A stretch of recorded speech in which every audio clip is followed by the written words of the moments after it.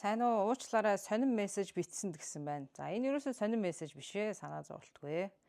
Би нөхөр 3 хүүхдийн хамт амьдардаг. Сүүлийн үед бид хоёр таарахгүй хэцүү байх боллоо. Дээр нь их үр зээлтэй болоод ч тэрүү би их бухимдаад хэрүүл хийгээд байна уу? Өөрөө ч ойлгохгүй байна. Манай нөхөр надаас хол шоронд 5 жил суусан гэж байна.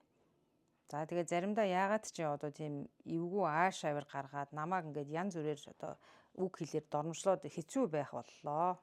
За ингээд салаад явмаар байгаа ч даанч хүүхдүүдээ бодоод тэсэж байна. Би одоо яах ёстой вэ? Хэцүү байна гэж.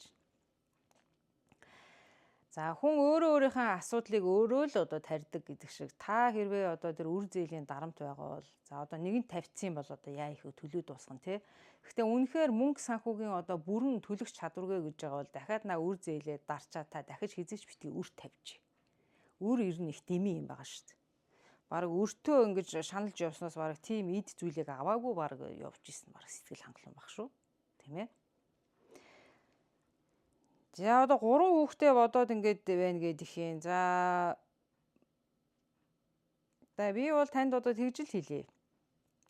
Үнэхээр тэр 3 хүүхдэд тийм ээ хэрүүл дорвол хийдэг, стресстэй, ийм эцэг их, ийм таагүй сөрөг уур амьсгалтай орон гэрийн уур амьсгал хэрэгтэй юу? Эсвэл одоо тайван сайхан орчин тэр хүүхдүүд өсөх ёстой юу гэдгийг та бодох ёстой. Хүмүүс яг ингээд дандаа үр хүүхдээ бодоод байна, үр хүүхдээ бодоод байна, олон жил зодууллаа, нүдүүллээ, олон жил сэтгэл санааны дарамтанд явлаа гэдэг тэгээд идэг.